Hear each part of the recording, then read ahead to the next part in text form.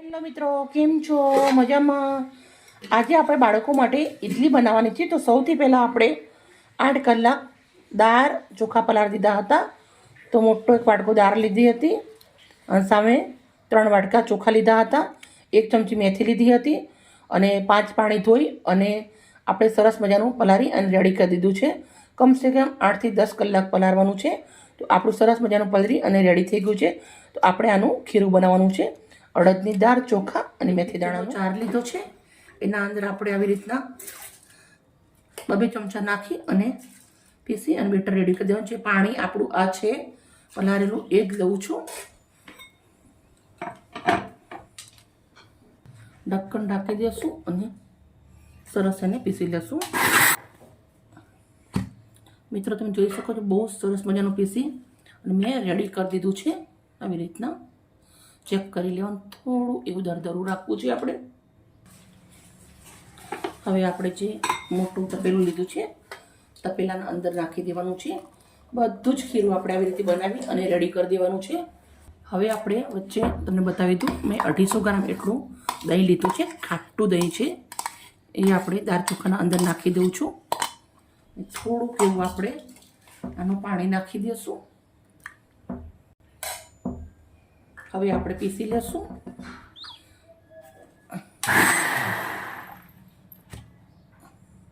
બહુ સરસ મજાનું પીસી અને રેડી કરી દીધું છે. તો મિત્રો, જે બાકીના ચોખા અને દાળ છે એ પણ હું આવી રીતે પીસી અને રેડી કરી દઈશ.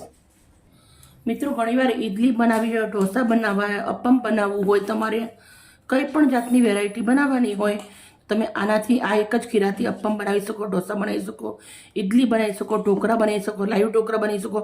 બધું જ આનાથી બની જશે, બહુ જ સરસ લાગશે. તો તમે આપણે આ સરસ મજાનું પીસી અને રેડી કરી દીધું છે. મેન ચીજ આપણે આ ઇડલીનું ખીરું બનાવવું એ હોય છે. માર્કેટના અંદર તમે લાવો પણ આપણે સસ્તું પડે અને ઘરે એકદમ ફ્રેશ હોય એટલે આપણે ઘરનો ઇસ્તેમાલ કરવાનો. તમે જોઈ શકો છો આપણું ખીરું મસ્ત રેડી થઈ ગયું છે. હવે આ ખીરાને આપણે જો તળકું હોય તો આપણે 5 થી 6 કલાક એને આથવા દેશું અને તડકા વગર તમારે કરવું હોય તો 10 કલાક રાખવું પડશે. તો હું તડકાના અંદર મૂકી દેવાની છું. તો આને 6 કલાક સુધી આપણે તડકે મૂકી દઈશું. 6 કલાક પછી મળીએ. મિત્રો, આપણે ખીરું જે બનાવ્યું હતું એનો તમે જોઈ શકો છો મસ્ત મજાનો આથો આવી ગયો છે. બહુ સરસ મજાનું ખીરું રેડી થઈ ગયું છે આપણું. હવે સૌથી પહેલાં આપણે સંભાર પણ બનાવવાનો છે. તો સંભારનું કેવી રીતે બનાવવું છે પૂરો વિડીયો તમારી જોડે શેર કરું છું. આપણે તુવરની દાળ લીધી છે, 4 પાણી ધોઈ લીધી અને સરસ મજાની 2 કલાક પલાળી દીધી છે. દાળ પલળી અને રેડી થઈ ગઈ છે. દાળ કુકરમાં નાખું છું. હવે અંદર 1 ચમચી હળદર નાખી દઉં છું, 1 ચમચી મીઠું નાખી દઉં છું, 1 ચમચી લાલ મરચું, થોડું તેલ, દાળ બફાઈ જાય એટલું પાણી. દાળને હવે બાફી લેવાની છે. કુકર બંધ કરી દઉં છું અને આપણે આને 4 સીટી મારી દઈશું. સંભાર માટે બધું ઝીણું ઝીણું સમારી રેડી કરજો. ડુંગળી છે, ટામેટા છે, સરગવો છે, લીલા ધાણા છે. ખીરાના અંદર 1 ચમચી ભરી અને મીઠું નાખું. આપણે જીરા ઇડલી બનાવવાની છે એટલે આપણે જીરું લઈ લીધું છે 2 ચમચી જેટલું. એને હાથથી મચડી દઉં છું અને આપણે નાખી દઈશું. થોડી હિંગ નાખું છું. 1 ઈનાની પડીકી લીધી છે એ નાખું છું. તેલ 2 ચમચી એટલું નાખું છું. હવે આપણે ખીરાને સરસ મિક્સ કરી દેવાનું છે.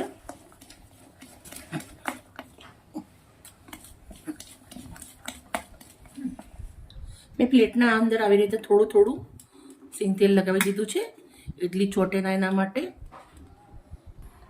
હવે આપણે થોડું થોડું ખીરું આવી રીતે ભરી દઈશું.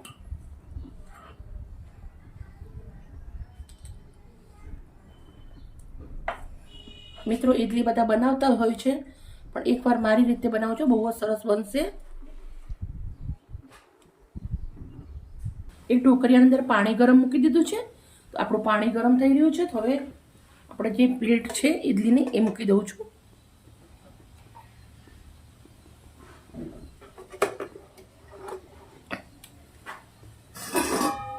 હવે આપણે આને 10 મિનિટ સુધી રવા દેવાની છે. મળીએ 10 મિનિટ પછી.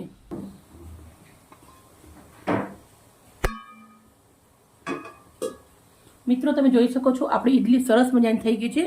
ફૂલી ગઈ છે સરસ. આવી રીતે આપણે ચેક કરી લેવાનું છે. એકદમ કોરું ચોખ્ખું નીકળે છે. ગેસ બંધ કરું છું અને આપણે પ્લેટો સાઈડમાં લઈ લેશું.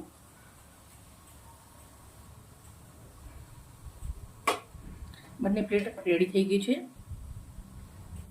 મિત્રો આપણે ઇડલીની પ્લેટમાં ઠંડી પડી જાય એટલે આપણે ઇડલી આસાનીથી નીકાળી શકીએ. તમે દેખો છો એકદમ જારેદાર મસ્ત ઇડલી આપણી રેડી થઈ ગઈ છે.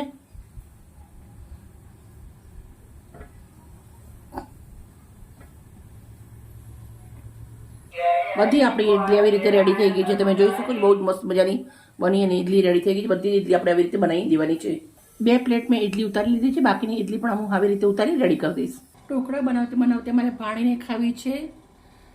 ઢોકળા ઇડલી બનાવતે તો હું એક પ્લેટ આવી રીતના મૂકી દીધી છે. થોડુંક એવું લાલ મરચું ભભરાવું છું ઉપર, તો આપણે ઇડલી જોડે ઢોકળા પણ થઈ જશે.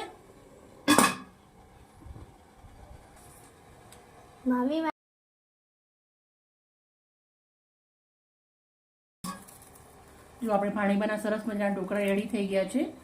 હવે આપણે પ્લેટ બહાર કાઢી દઈશું, કટ કરી લઈશું. હવે આપણે ઢોકળા પાણીબા માટેના કટ કરી દઈએ છીએ.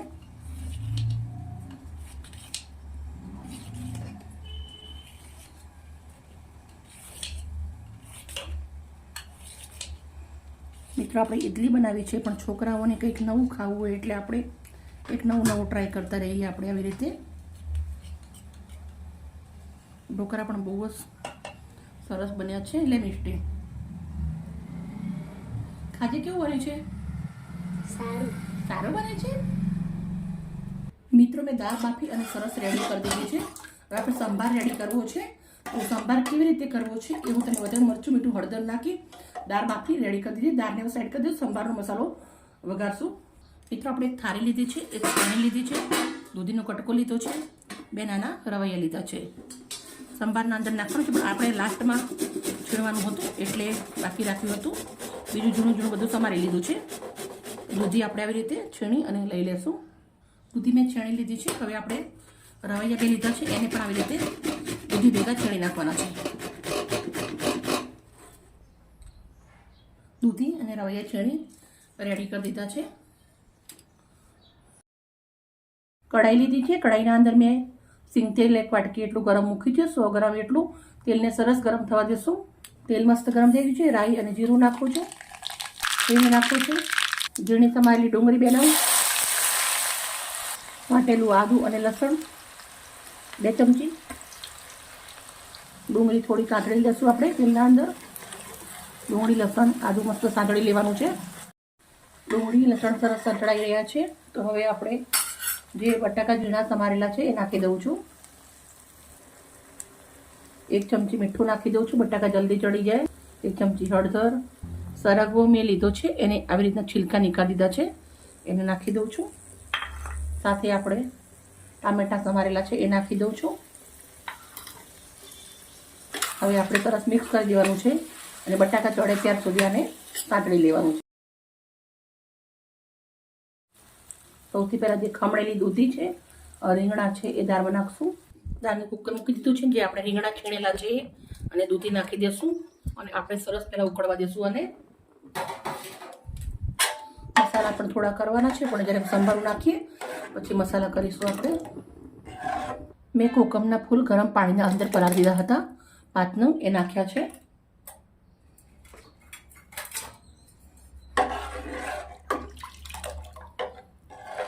પાંચથી 7 મિનિટ થઈ ગયા છે. આપણી દાળ સરસ મજાની ઉકળી રહી છે. તો હવે આપણે જે મસાલો શેકીને રાખ્યો છે સંભાર એ નાખી દેવાનો છે અંદર.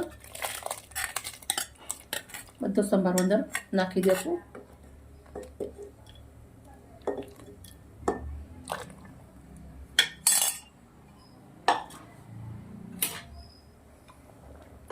સંભારો નાખ્યા પછી આપણે અને 5 મિનિટ સુધી ઉકાળવાની છે, પણ મસાલા કરવાના છે તો મસાલા કરી લઈશું. 1 ચમચી લાલ મરચું નાખું છું, 1 ચમચી ધાણા જીરું નાખું છું, 1 મોટી ચમચી મસાલો નાખવાનો છે. કયો મસાલો છે? તો સંભાર મસાલો છે. હવે આપણે દાળને સરસ મસાલા નાખ્યા પછી 5 મિનિટ સુધી ઉકળવા દેશું. જેટલી દાળ સંભારની ઉકળશે એટલી સરસ લાગશે ખાવામાં, મસ્ત લાગશે. મિત્રો 5 મિનિટ થઈ ગયા, દાળ આપણી સરસ ઉકળી ગઈ છે અને હું લીલા ધાણા નાખું છું. મિત્રો આજે વિડીયો થોડો મોટો છે પણ સ્ટેપ બાય સ્ટેપ બતાવ્યું છે અને મેં કમસે કમ 10 જણા માટે બનાવ્યું છે એટલે થોડું વધારે બન્યું એટલે થોડો વિડીયો બી મોટો થયો છે. મિત્રો મારી વિડીયો સારી લાગે પ્લીઝ મને એક લાઇક કરજો. સરસ મજાની દાળ આપણી ઉકળી અને રેડી થઈ ગઈ છે. તો હવે આપણે એને સર્વ કરી દેવાની છે. હા મિત્રો તમે જોઈ શકો છો મેં ઇડલી લઈ લીધી છે. મારી મિષ્ટી પાણી માટે ઢોકળા રેડી છે. ટોપરાની ચટણી બનાવી છે, લીલી ચટણી બનાવી છે અને હવે આપણે સંભાર દાળ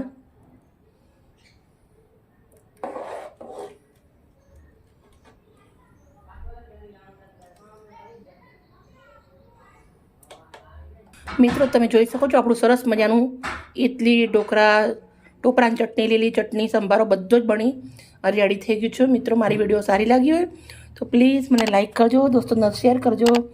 ઓકે બાય, કાલે આવી નવી રેસીપી સાથે.